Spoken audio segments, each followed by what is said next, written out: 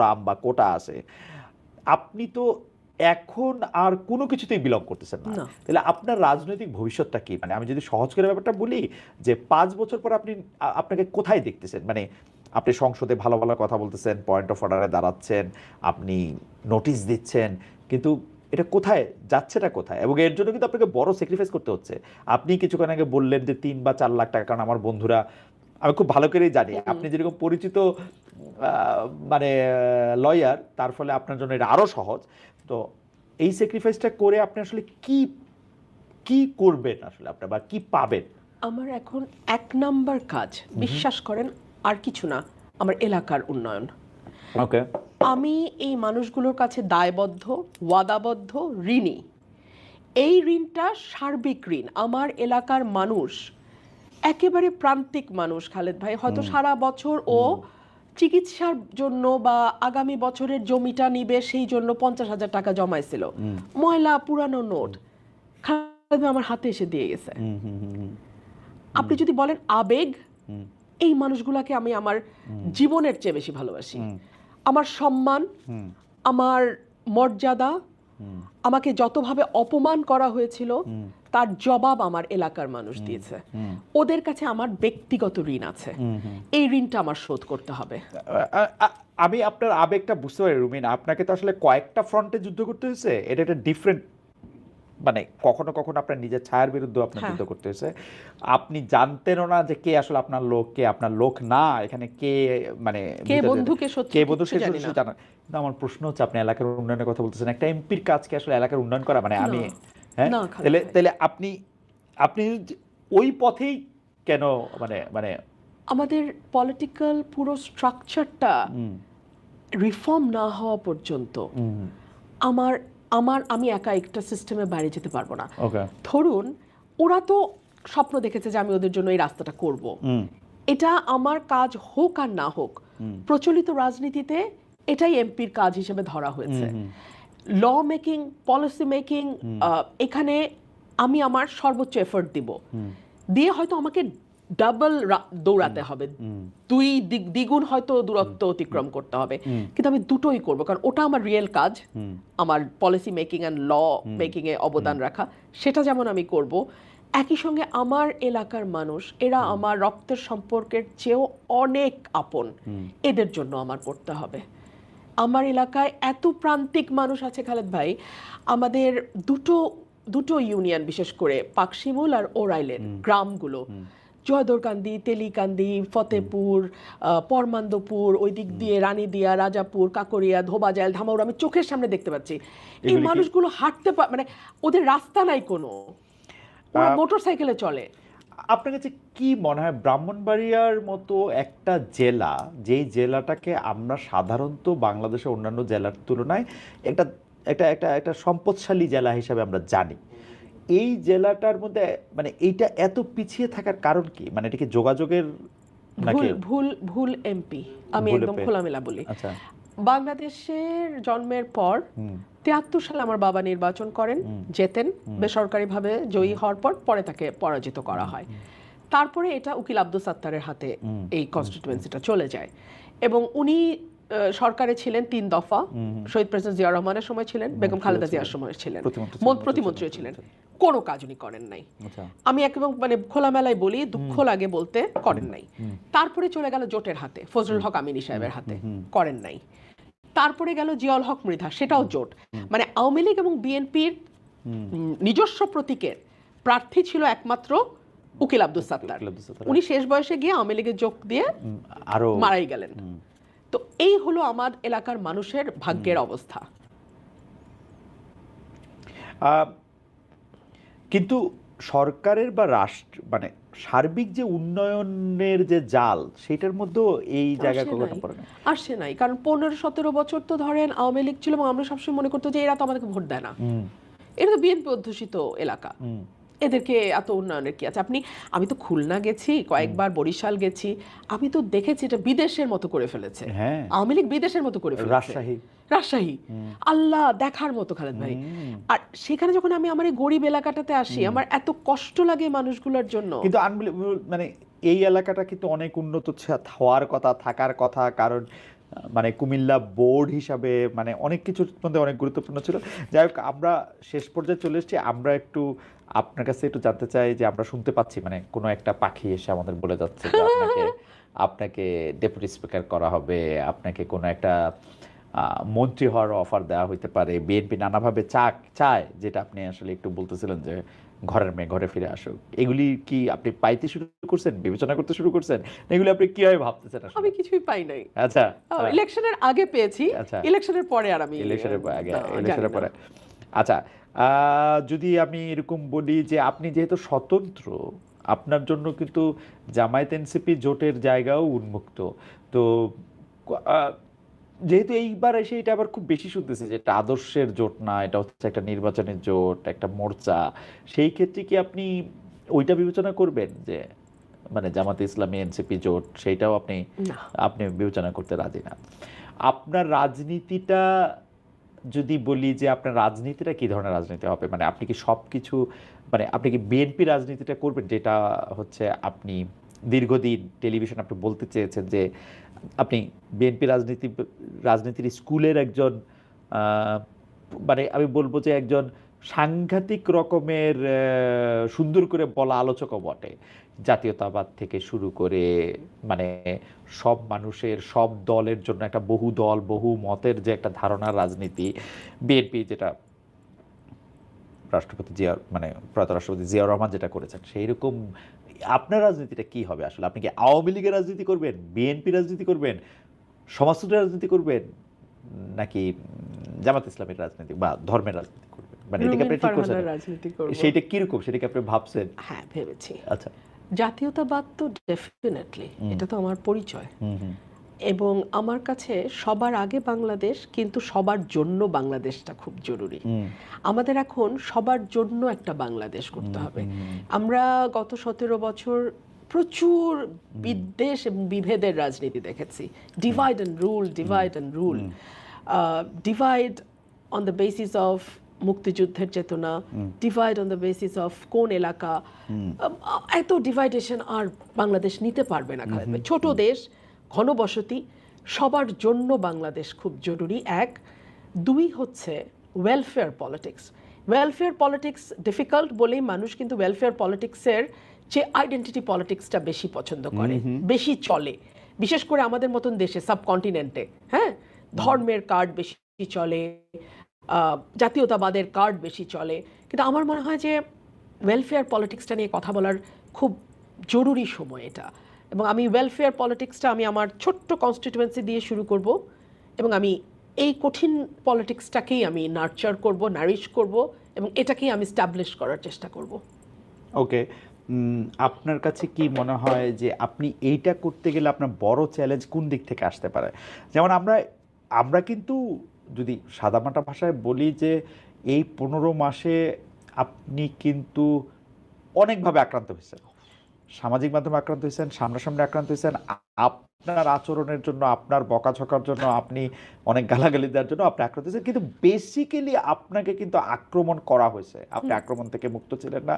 সেই আক্রমণের শিকারটা আপনি আসলে কয়েকটা জিনিসের কারণে এটা হয়েছেন, এটা কিন্তু একদম যে কারণ আপনি নারী, কারণ আপনি হচ্ছেন অনেক বেশি স্বাধীনচেতা, কারণ হচ্ছে আপনি সব মানুষের সমান অধিকারের কথা বলেন কোনো নির্দিষ্ট জাতিগোষ্ঠী। এইটা আপনি এখন কেমনি অতিক্রম করবেন? বাংলাদেশের মানুষ তো মনে হয় আপনার বিপরীত স্কুলটাই চায়, নাকি সোশ্যাল মিডিয়া দেখলে এরকম মনে হয়? এটা মনে হয়। হ্যাঁ। এটা আমি আরেকটা জায়গায় আমার আলোচনা করেছি আমি, যে আমরা না নয়েজি পিপল দেখি চারপাশে, কিন্তু ওরা কিন্তু সংখ্যায় কম। হ্যাঁ, মেজরিটি কিন্তু আপনি দেখবেন, এই যে আমি বললাম সবার জন্য বাংলাদেশ, সবাইকে নিয়ে বাংলাদেশ, এটাই কিন্তু মেজরিটি মানুষ পছন্দ করে, কিন্তু বলে না। সুযোগ দেন, ব্যালটে কিন্তু বলে দিচ্ছে, ব্যালটে কিন্তু তারা সিদ্ধান্ত দিয়ে দিচ্ছে। সো মানুষ যারা ফেসবুকে অনেক হইচই করে, তাদেরকে দেখি বলে আমরা মনে করি তারাই বোধহয় ডমিনেন্ট ফোর্স, তারাই বোধহয় majority. But no, majority people হচ্ছে সাইলেন্ট। তারা সুযোগ পেলে তাদের মতামতটা চুপে চাপে ভোটে দিয়ে দিবে, কিন্তু অত শোরগোল তারা ফেসবুকে করবে না। আচ্ছা ফারহানা, আমি জানি না আপনি কতটুকু বলতে পারবেন, আপনি এই যে ধর্ম, মাথায় কাপড় দেওয়া, আলাদা একটা চেহারা, এটাকে আপনি ভোটের মাঠে কেমনে ডিল করলেন?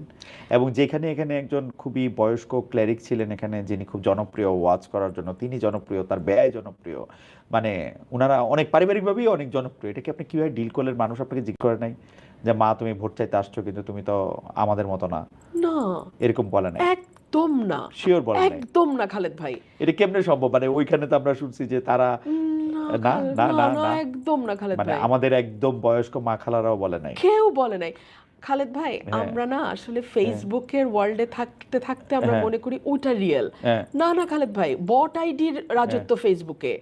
আমাদের গ্রামের যে সাধারণ মানুষ, গরিব মানুষ যারা, খেটে খাওয়া খাওয়া মানুষ যারা, ওরা অনেক উদার মনের, অনেক স্বচ্ছ এবং অনেক স্পষ্ট ওদের চিন্তা। ওরা কিন্তু আমাদের মতো এত কনফিউজড না। আমার যে গ্রামের ভাই খুবই মুসল্লি, যার সাদা দাড়ি আছে, মাথায় টুপি আছে, গায়ে পাঞ্জাবি আছে, উনি আপনাকে কি করে মানে মানে উনার উনা উনা উনি আপনাকে বা আপনি উনাকে কি করে ডিল করলেন, বা উনি আপনাকে কি বললো ইলেকশনের সময়? ভালো, একদম খুবই স্বাভাবিকভাবে আমি ওনাকে বলেছি যে ভাই এবার ভোটটা আমাকে দিয়েন, একটু চেষ্টা করি 5 বছর, না পারলে আর আসবো না আপনাদের কাছে। এবং দিয়েছে দিয়েছে তার প্রমাণ তো। হ্যাঁ, 70,000 দেখলাম। ভোট পেয়েছেন আপনি। না, 1,17,18,000 1,18,000 ভোট পেয়েছেন আপনি। 46,000 মানে কত, 24,000 ভোটের ব্যবধানে জিতেছেন। 38,000 38,000 ভোটের ব্যবধানে জিতেছেন। আমার 1,18,000 আপনি ভোট পেয়েছেন, কিন্তু এটা একটা, কিন্তু আপনি কিন্তু একটা মানে কি বলে যে একটা গবেষণার, কারণ বাংলাদেশে যখন আমরা শুনতেছিলাম যে বাংলাদেশ ধীরে ধীরে আসলে অনেক বেশি মৌলবাদের নিগড়ে, অনেক বেশি ওইটার মধ্যে, তো আপনি একটা প্রত্যন্ত অঞ্চলে, যেটা বর্ণনা আপনি নিজে দিচ্ছেন, সেখানে আপনি এটা ফিল করতেছেন যে এইটা মানে আমার মনে হচ্ছে যে কোনো একজন ক্লেরিক, যে যখন পাকিস্তান আমলে ফাতেমা জিন্নাহ ভোটে দাঁড়াইছিলেন পাকিস্তানের প্রেসিডেন্ট পদে, আর ওইদিকে দাঁড়াইছিলেন হচ্ছে আইয়ুব খান, তো ওই ক্লেরিক বলছিলেন যে আইয়ুব খানের পুরুষ হওয়া ছাড়া আর কোনো গুণ নাই, আর ফাতেমা জিন্নাহর মেয়ে হওয়া ছাড়া আর কোনো দোষ নাই। আপনি এই দোষ কেমনে কাটাইলেন? মানে একটা মজার ঘটনা বলি। হ্যাঁ। আমি তো টিপ দেই সবসময়, তো এলাকাতেও দেই। হ্যাঁ। তো আমার সাথে একটা ছোট্ট ছেলে থাকে, ও এসে একদিন সকালবেলা আমার পা চেপে ধরছে, আম্মা পা ছাড়বো না। আমি বলছি, কি হয়েছে বল, কি কিছু করছিস তুই? না কিছু করি নাই। তো বল না, তুই কি বল না। আম্মা টিপটা দিয়ে বাইরে হইন না। তারপরে তো আমি বলছি, বাবা আমি এইটাই বাবা, হ্যাঁ। আমাকে এইভাবেই নিতে দে। হ্যাঁ। মানুষ যদি আমাকে নেয় এইভাবেই নিবে। আমার কাজের মধ্যে দিয়ে আমি টিপ দিলাম দিলাম না, এইটা যেন মানুষের মানে প্রথমে মাথায় না আসে। আমার কাজটা করতে দে, তুই দেখ মানুষ দিবে। সে তো আর আমার পাছায় না, আম্মা আপনি হাইরা যাবেন, আম্মা আপনি দিয়েন না, আম্মা আপনি দিয়েন না। কি হলো? হ্যাঁ। মানুষ তো তাকালো না, মানুষ তার ভালোটা কোথায় বিশ্বাস করতে পারে সেটা সে ঠিকই বুঝলো। আপনার কি মনে হয় যে আমাদের মেয়েরা কি মানে আপনার ফাইটটা তো সবার পক্ষে করা সম্ভব না, কিন্তু আমাদের আসলে এরকম একটা পৃথিবী করতে হবে, এরকম একটা দেশ করতে হবে যে আমাদের মেয়েদের এত কঠিন ফাইট না করতে হবে। আপনি কি এটার ব্যাপারে আশাবাদী? এটা আমার প্রায় শেষ প্রশ্ন। আমি এখনো খুব আশাবাদী না। কেন আশাবাদী না আপনাকে বলে শেষ করি। জামাতে ইসলাম 0% মেয়েকে নমিনেশন দিয়েছে। জামাতে ইসলাম এটা পরিষ্কার বলেছে, তারা নেতৃত্ব পর্যায়ে নারী দেখতে চায় না, এটা তাদের দলের পলিসি না। যেই মেয়েরা এটা মেনে নিয়ে জামাত করেছে তাদের ব্যাপারে আমার পূর্ণ শ্রদ্ধা আছে, কারণ অন্তত এখানে এই ট্রান্সপারেন্সিটা আছে। যারা যাচ্ছে তারাও জানে যে তারা আমির হবেন না, সেই অ্যাসপিরেশন, আশা, আকাঙ্ক্ষা কোনোটাই তাদের মধ্যে নাই। কিন্তু আপনি যখন একটা লিবারাল পলিটিক্সের কথা বলবেন, আপনি যখন মুখে বলবেন নারী পুরুষ সমান, কিন্তু নমিনেশন দেওয়ার সময় পিতৃকোটা বা স্বামী কোটায় 3% দিয়ে থামবেন, সেটা তো একটা মানে সাদা সাদা চোখের মুনাফেকি। এই মুনাফেকি জানলে তো আমার মতো মেয়ে যেতাম না। এই মুনাফেকিটা বাংলাদেশে বন্ধ হওয়া দরকার। আচ্ছা, এই প্রশ্নের একটা লেজও করি আর কি, সেইটা হচ্ছে যে ডক্টর মোহাম্মদ ইউনূসের সরকারের ক্ষেত্রে তো আমাদের এই ব্যাপারটা অনেক বড় আশা ছিল যে আমাদের মেয়েদেরকে আমরা মানে এই এত ফাইট এত কিছু আর করতে হবে না। তারা দুই একটা ভালো কাজও করছে, ফুটবল খেলার আয়োজনটা তারা নির্বিঘ্ন হইতে দিছে, কিন্তু এমন অনেক কিছু করছে বা অ্যালাউ করছে যেটা আসলে চিন্তাও করা যায় না। মানে এইটা উনি কেমনে অ্যালাউ করলেন, ডক্টর ইউনূস বা তার সরকার এটা কেমনে অ্যালাউ করলো, কিসের জন্য? মানে দেখেন, আপনি বিএনপির বা জামায়াতের তো পরে গিয়া ভোট চাওয়ার ব্যাপার ব্যাপার আছে, আছে। ওদের এটা কোন দিকে হাওয়া এটা বোঝার দরকার আছে। ওদের কি হয়েছিল? উপদেষ্টা তো আর ভোট দিতে যাবে না, ওদের কেন এত পপুলিস্ট হইতে হইলো? আমরা যত সহজে আজকে বলে ফেলছি ওরা ভোট চাইতে যাবে না, এটা কি শুরু থেকেই তাদের মাথায় ছিল কি না এটা কিন্তু আমরা জানি না। আমরা জাস্ট অ্যাজিউম করছি যে ওরা মুখে অনেকবার বলছেন, আমরা মুখের কথা বিশ্বাস মুখে করবো না। যাই বলুক, আচ্ছা, মুখে তো আরো অনেক কথাই বলছে। হ্যাঁ, তো ওনাদের ভেতরে কি আসলে আদতে কি ইচ্ছাটা ছিল আমরা জানি না, কারণ আমরা 10 বছর 5 বছর চিরজীবন এগুলো শুনেছি। দুই হচ্ছে গভর্নমেন্টের ভেতরে ফোর্স কাউন্টার ফোর্স হয়তো থাকে। আমি তো গভর্নমেন্টের জীবনে ছিলাম না, আমার সারা জীবনে বিরোধী দলের রাস্তা দিয়ে হাঁটতে হয়। এইবারও তাই। আচ্ছা, তো এখন ফোর্স কাউন্টার ফোর্সে কোন ফোর্সটা ভেতরে গিয়ে জয়লাভ করেছে আমি জানি না।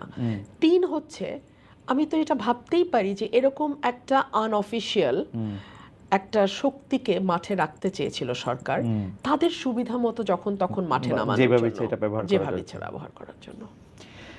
বেঁচে ফারহানা, আমাদের আর কোনো প্রশ্ন নাই, কিন্তু আমি একটা মানে আপনাকে একটু 30 সেকেন্ড একটু বলতে বলি।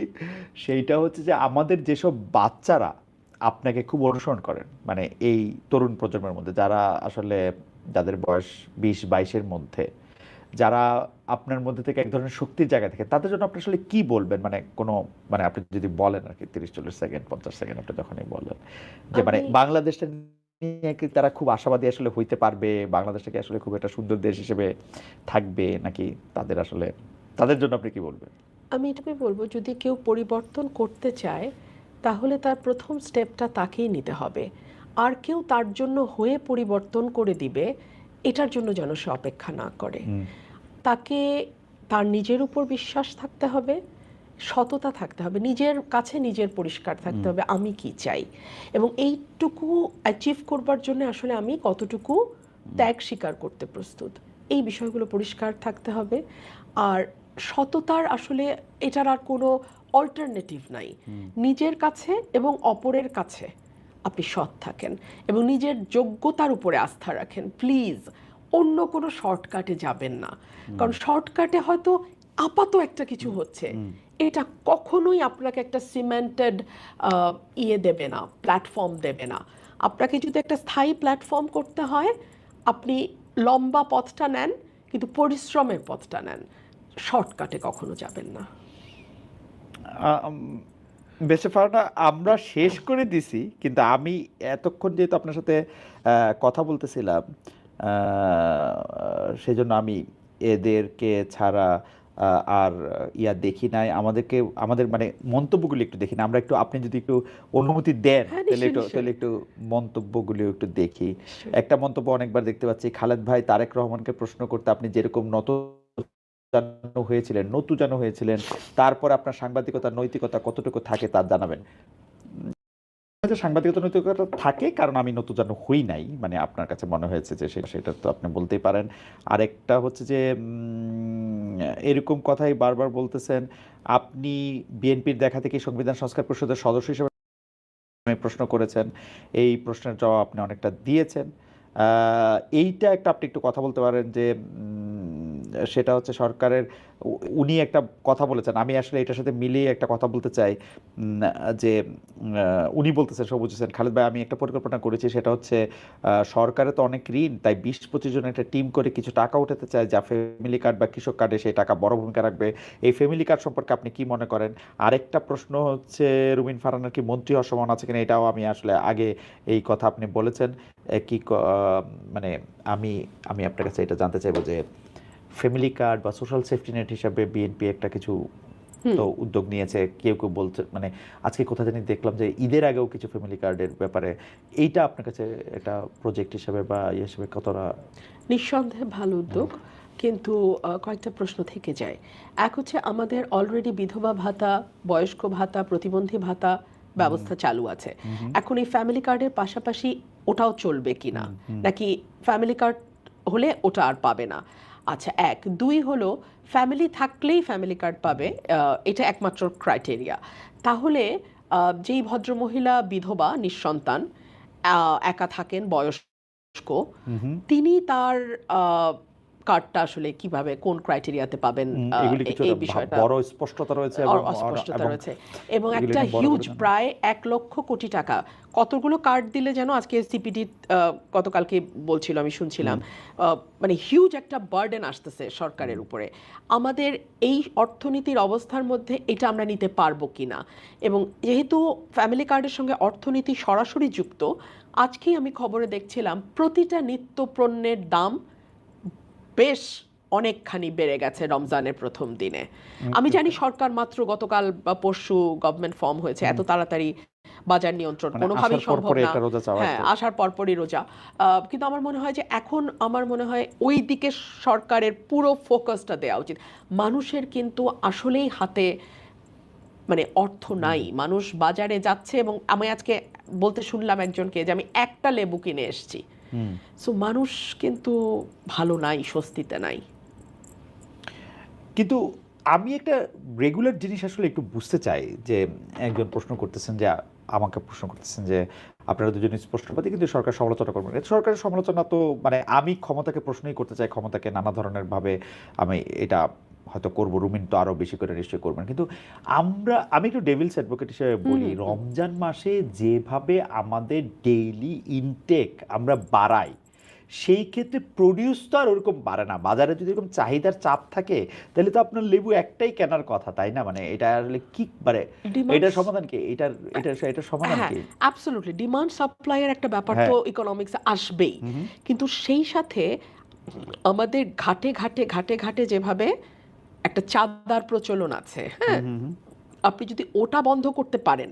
এখানে আবার স্বরাষ্ট্রের দায়িত্ব চলে আসতেছে ওটা যদি আপনি নিয়ন্ত্রণ করতে পারেন খালেদ ভাই তাহলে হয়তো লেবুর দাম 2 টাকা বাড়তো 20 টাকা না এখন ওই রমজানকে মাথায় রেখে ঈদ সামনে সবার আবার ওই চাঁদাও দ্বিগুণ দিতে হয় বুঝছেন তো সব কিছুর অ্যাকুমুলেট করে সেটা গিয়ে দাঁড়ায় ভোক্তার কাঁধে সো কোনোটাই বিচ্ছিন্ন না আরেকটা কথা খুব প্রচলিত এটা আমাদের একজন দর্শক একটা প্রশ্ন করছেন দর্শকের প্রশ্ন নিয়ে বলতেছি মুগ্ধ বিশ্বাস অনেকে একটা কথা বলতেছেন যে আগের সরকারের কেউ কেউ এমন কাজ করেছে যে তাদের বিচারের মুখোমুখি হওয়া উচিত ব্যারিস্টার রুমিন ফারহানা সম্পর্কে কি বলেন প্রপার ইনভেস্টিগেশন যদি হয় যদি সত্যিকারই সেরকম কোনো অনৈতিক দুর্নীতি বা অন্য কোনো স্খলনের প্রমাণ পাওয়া যায় কেন নয় বিচারের ঊর্ধ্বে তো আসলে কেউ না কেউ বিচারের ঊর্ধ্বে না আপনি ধরেন একটা সে ফর এক্সাম্পল এই গত 17 মাসে মব কয়টা হয়েছে বলেন তো আমি তো আসলে হিসাব রাখতে রাখতে আমি আর হিসাব রাখতে পারি নাই হ্যাঁ মাজার ভাঙা গুনতে গুনতে আমি আর এক পর্যায়ে আই ওয়াজ লস্ট হ্যাঁ আর 360 দিনে 365টা এটা মুখস্থ আমার বলছিলাম বলে মনে আছে কিন্তু 360 দিন তো না 365 দিন তো না এটা তো আরো 6 মাস লিঙ্গার করছে আমার কয়টা মাজার ভাঙা হয়েছে আমি জানি না এগুলার কি বিচার হবে না হওয়া উচিত না খালেদ ভাই মাজার ভাঙা হয়েছে মানে কার জানি সম্মান ঠিক রাখার জন্য আপনি কবর থেকে লোকটাকে নামায়ে আপনি তাকে পুরাই দিচ্ছেন এবং সেটা আপনি ফেসবুক লাইভ করছেন সেইটার মধ্যে থেকে আপনি আসলে ভিডিও করে বাজারে ছাড়ছেন কার জানি আপনি সম্মান রক্ষা করছেন কার কোন মানে কি বলে কোন স্পিরিট রক্ষার জন্য আপনি গিয়ে 2টা বিল্ডিং এ আগুন লাগাই দিচ্ছেন সেটা 2টা পত্রিকা যে আপনি এটা হচ্ছে আপনার জুলাই স্পিরিট আপনি মানে এইগুলি তো আসলে আমি জানি না মানে এগুলি যারা করছে যারা উস্কাইছে এবং তবে আমি মনে করি এই আপনার মত তো আমি জানতে চাওয়ার আগে আমি একটু মনে করি যে আমি কিন্তু সবসময় মনে করি যে আমার রাইট প্রোটেক্ট করাটা অত একটা বড় ব্যাপার না এটা যে কোনো প্রাণীর একটা ইনস্টিংক্ট আমি আমার রাইট প্রোটেক্ট করতে পারি আমি যতক্ষণ পর্যন্ত আমার বিরুদ্ধ মতের পক্ষে রাইট প্রোটেক্ট করার উদ্যোগ নিতেছি ততক্ষণ পর্যন্ত আমি হচ্ছে একটু গণতান্ত্রিক এইটা কি বাংলাদেশে বাংলাদেশের মানুষ কি কখনো বুঝবে যে আমার প্রতিপক্ষের রাইট আমার প্রোটেক্ট করতে হয় তাহলে বাংলাদেশ এটা কি কোনোদিন মানুষ বুঝবে এটা না আমি এটাকে অন্যভাবে বলি আমাকে একজন প্রশ্ন করেছিল যে আপনি এখন আওয়ামী লীগের ব্যাপারে তো বেশ সফট এই আপনি একটু আগে বললেন সফট কেন আমি একটা কথা বলি আমার প্রতিপক্ষের হাত থেকে যখন তলোয়ারটা পড়ে যায় তখন তার প্রোটেকশন দেওয়ার নৈতিক দায়িত্ব আমার আমি আমার তলোয়ার দিয়ে তাকে আঘাত করতে পারি না ওটা বীরের কাজ না ওটা কাপুরুষের কাজ সুতরাং এখন আওয়ামী লীগের সমস্ত অধিকার রক্ষা যদি আমি করতে পারি আমরা করতে পারি এই সরকার করতে পারে সেখানেই ডিফারেন্সটা হবে আপনার সাথে আগের সরকারের এবং এই যে মাইনরিটির প্রোটেকশন নিয়ে আমি একটু বলতেছিলাম যে দীপু দাসকে উনাকে পুরায় মাইরা ফেলা হইলো, উনাকে পুরায় মাইরা ফেলা সম্ভব হইলো, উনাকে হচ্ছে মানে যেহেতু উনি মুসলমান না কোনো কিছু একটা বইলা ট্যাগ দিয়া, এইটা আপনার কি মনে হয় এটা আমরা বন্ধ হইতে দেখবো? আমরা যে যারা সংখ্যায় কম তাদেরকে আমরা প্রোটেক্ট করতে পারবো? আপনার কি মনে হয় আসলে? আমাদের খুব শক্ত একজন শাসক দরকার, এবং জিয়াউর রহমান সাহেবের মতন একজন শাসক দরকার আমাদের, যিনি ব্যক্তিগত হিসাব, লোভ, লালসা, ক্ষমতা এই সকল কিছুর ঊর্ধ্বে উঠে দেশটাকে ভালোবেসে দেশটাকে ট্র্যাকে আনার চেষ্টা করবেন, এইটুকুই আমি বলতে পারি। বারবার একটা কথা বলা হয় যে আমাদের আওয়ামী লীগের সময় মানে আগের সরকারের সময় আমরা নামাজ পড়তে পারি নাই, আমাদেরকে এই করা হয়েছে। আমার কাছে তো মানে দু একটা আমি কোনো কিছু নিয়ে তর্ক করতে চাই না, কিন্তু ঘটনা হইতেছে যে আমারে কোনো কিছু করতে দেওয়া হয় নাই, এই জন্য আমি তো আরো বেশি করে এই সময় এসে করতে দিব। এইটা কি আমাদের কোনো ক্যাম্পেইন করার কোনো কিছু বোঝানোর? আপনি তো এবার হাটে মাঠে ঘাটে ঘুরলেন, আপনার কাছে কি মনে হলো এটা কি মানুষ বোঝে? মানে বাংলাদেশের যে গ্রামগুলির কথা আপনি বললেন, সেই গ্রামের মানুষেরা কি তাদের মানে অন্য ধর্মের ভাইদের বা অন্য বিশ্বাসের মানুষদের প্রোটেক্ট করে? আমি আমার এলাকায় দেখেছি একেবারে সাধারণ মানুষ কিন্তু স্বচ্ছ এবং পরিষ্কার এবং তারা সৎ। আমার এলাকায় সন্ধ্যা হলেই নিয়মিত ওয়াজ হবে, ওকে, হ্যাঁ, হ্যাঁ, তারপরে 9টা 10টা থেকে রাত্র 3টা পর্যন্ত কীর্তন হবে। হবে। আওয়াজ করে, আওয়াজ করে, একেবারে আওয়াজ করে। আমার বাসা থেকে তো আমি বল্লাবাড়ির কীর্তন প্রতিদিন শুনি এবং আমার খুব ভালোও লাগে। রাত্র 2টা 3টা পর্যন্ত কীর্তন হবে। আর এই যে আপনার ওই অক্টোবর মাস থেকে শুরু হবে ফেব্রুয়ারি পর্যন্ত বাউল মেলা। গত বছর মেলা বন্ধ করছিল, আমি গিয়ে পিটায়া মেলা আবার শুরু করেছি। সো মানে ওখানেও আমাকে চিৎকার করে মানে লাঠি হাতে যেতে হয়েছে, এন্ড আই ওয়েন্ট দেয়ার। ওকে, তো আমি মেলা আমার এখানে কোনোভাবেই বন্ধ হতে দেব না। মেলাও চলবে, ওয়াজও হবে, কীর্তনও হবে। হাফিজুল ইসলাম শাওন উনি বলতে মন্ত্রণালয়ের পররাষ্ট্র মন্ত্রণালয় ভারত আর আমেরিকার নিয়ন্ত্রণে কথাটা, আমি যদি মানে এটা নিয়ে আপনার মন্তব্য, আমার মন্তব্য আমি করি, যদি খলিলুর রহমান মানে ইন্ডিয়া বা আমেরিকার লোক হয়ে থাকেন, আমি এইটার জবাবদিহি দাবি করি হচ্ছে ডক্টর মোহাম্মদ ইউনূসের কাছ থেকে। কারণ ডক্টর মোহাম্মদ ইউনূস এটা ইন্ট্রোডিউস করছেন ওনারে, এবং উনার ছেলে সেটা ওনার জানা উচিত ছিল, এবং ওনার এটা বোঝা উচিত ছিল হাই রিপ্রেজেন্টেটিভ ফর রোহিঙ্গা, তারপরে গিয়ে হচ্ছে যে নিরাপত্তা উপদেষ্টা যেটা দরকার। মানে আপনি কি মনে করেন আসলে এই যে এই প্রশ্নটা আমি ইচ্ছা করলে এড়াই যেতে পারতাম, কিন্তু এটা আসলে একটা প্রশ্ন, তাই না? মানে খুবই গুরুত্বপূর্ণ প্রশ্ন। মানে কেন, এবং এইটা যদি হয় তাহলে তো আমাদের কপালে দুঃখ আছে। আরেকটা হইল যে আপনি কোনো রাজনৈতিক দল করবেন কিনা, অনেক প্রশ্ন আসছে সেটা, এটা যদি আপনি এটা বলেন যে আপনি একটা আলাদা রাজনৈতিক দল করার ইচ্ছা আপনার আছে কিনা? আপাতত নেই। এইটার কারণটা একটু বলবেন যে আপনি কেন রাজনৈতিক দল না করে একটু ইন্ডিভিজুয়াল জায়গা থেকে জিনিসটা আপনি চিন্তা করতেছেন? আপনি এলাকার আপনার কথা শুনেও কিন্তু আমার কাছে মনে হচ্ছে আপনার চোখের সামনে আপনার গ্রাম, আপনার কনস্টিটিউশন এটা ভাসতেছে। এটা কারণটা কি, মানে মাত্র আসছেন সেখান থেকে ওদের কথা খুব জলজল করবে, মানে সারা দেশের প্রেক্ষিতে আপনি কিছু করতে চান না? এই মুহূর্তে না। কেন না, আমি আপনাকে বলি, 5ই আগস্টের পর আমরা অনেক স্বপ্ন দেখেছিলাম একটা নতুন ধারার রাজনীতি, তাই না? কি দেখলাম? চাঁদাবাজিতে গিয়ে সেটা শেষ হলো। 10 লাখ টাকা চাঁদাবাজি, না দিলে মব, তৌহিদি জনতা গিয়ে মেয়েরা মাথায় ওড়না দিল না এটা নিয়ে চেঁচামেচি, এটাতে তো দেখলাম আমরা, তাই না? আমি আপনাকে বলি, দেশে আজকের এই অবস্থার পেছনে আমাদের আত্মীয় স্বজনদের অনেক দায় আছে, এটা আমি সবসময় বলি। কিরকম? শিক্ষিত মধ্যবিত্ত বলতে যেটা বোঝায় কালচার্ড এডুকেটেড মিডল ক্লাস, তারা একটা বড় অংশ ব্রেইন ড্রেইন হয়ে দেশের বাইরে চলে গেছে।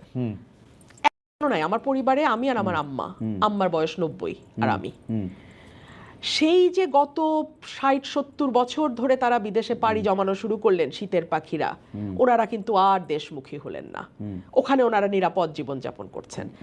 এখন বাংলাদেশে যারা রাজনীতিতে আসতে চাচ্ছে বিশেষ করে, তাদের ওই ভয়াবহ লোভের ক্ষুধা, ওই আগুন আমার পক্ষে মেটানো সম্ভব না। ওই দলের পরিণতি আরেকটা এরকমই হবে। ও সুতরাং আমি ভাই আমার এলাকার মানুষকে নিয়ে ওদের জন্য আমি কাজ করতে চাই। আমার Okay. অত বড় স্বপ্ন না, আমার স্বপ্ন ছোট। আহ, পাঠকদের প্রশ্ন থেকে এইটা একটা প্রশ্ন, এটা আমার মনেও এই প্রশ্নটা ছিল যে শিক্ষা ব্যবস্থা বা পাঠ্যক্রম, পড়ার বই যেভাবে শেখানো হইতেছে, এইটা আপনি কিরকম দেখেন? মানে এটা তো একটা মেসিভ সংস্কার হওয়া দরকার, কিন্তু আমরা দেখতেছি যে এইটা সংস্কার হওয়ার সময় এটাকে একটা পলিটিক্যাল লেন্সে দেখা হচ্ছে, মানে 2026-এর লেন্সে না, এটা যুক্তির লেন্সে না, এটা পলিটিক্যাল লেন্সে। মানে যেই সরকারের যখন যেটা তখন মানে মনে হইতেছে আমার এটার সামনে আনা দরকার, আমার এটাকে গ্লোরিফাই করা দরকার, এটাই করাচ্ছে।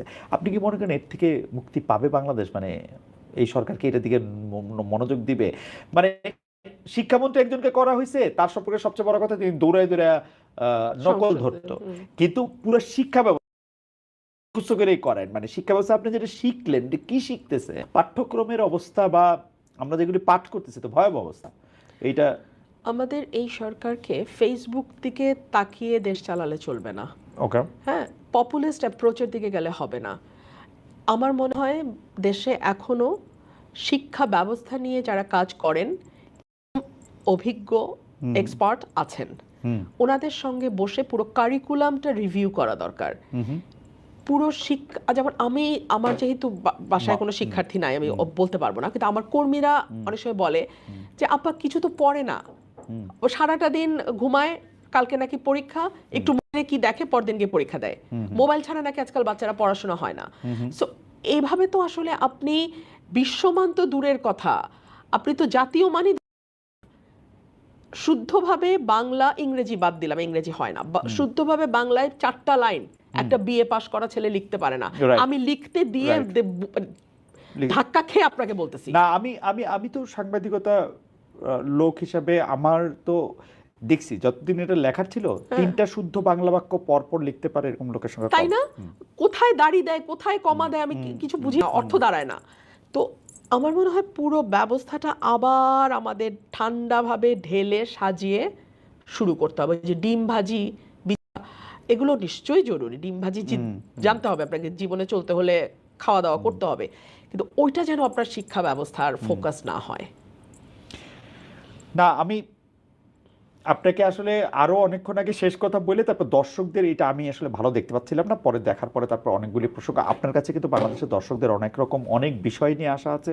আপনি সারা দেশের একটা দল করবেন কিনা, আপনি বিএনপিতে আবার যোগ দিবেন কিনা, আপনার আসলে পলিটিক্যাল ভবিষ্যৎ, আপনি শিক্ষার ব্যবস্থা নিয়ে আপনি কি মনে করেন, আপনি ধর্ম ব্যবস্থা নিয়ে আপনি কি মনে করেন। আমার শেষ প্রশ্ন দর্শকদের এই প্রশ্ন থেকে এটা করা, মানে দর্শকদের প্রশ্ন থেকে শেষ প্রশ্ন, সেটা হচ্ছে যে আপনি কি মনে করেন আসলে মানুষে মানুষে যেটাকে আমরা হারমোনি বা একটা এটাকে কি বলবো, পারস্পরিক সৌহার্দ্যবোধ আনতে হলে আসলে কি করতে হবে? মানে আমি আর আপনি তো অবশ্যই ডিফারেন্ট, মানে আমি রংপুরের, আপনি ব্রাহ্মণবাড়িয়ার, আপনি মেয়ে আমি ছেলে, ওইরকমভাবে নানাভাবেই তো আমাদের পার্থক্য করা যায়। আপনি একটা ধর্ম বিশ্বাস করতে পারেন, আমি আর একটা ধর্ম বিশ্বাস করতে পারি। এটার মধ্যে আসলে এই সৌহার্দ্যটা কেমনে হবে? মানে আমরা এতজন মানুষ মানে মিলবো কি শর্তে? আমাদের প্রথম শর্ত হচ্ছে আমরা প্রত্যেকে বাংলাদেশি, আমরা বাংলাদেশের নাগরিক। নাগরিক হিসেবে আমাদের প্রত্যেকের কিছু দায়িত্ব আছে, আবার কিছু অধিকারও আছে। আপনি আপনার অধিকার তখন পুরোপুরি বুঝে পাবেন যখন আপনি আপনার দায়িত্বটা করবেন। মানে এখানে আমি এভাবে বোঝাতে চাইছি যে প্রতিটি নাগরিক যদি তার অধিকার সম্পর্কে সচেতন হওয়ার সাথে সাথে তার দায়িত্ব সম্পর্কেও সচেতন হয়, তাহলে আমার মনে হয় আগামীর বাংলাদেশ করাটা আমাদের জন্য আরেকটু সহজতর হবে।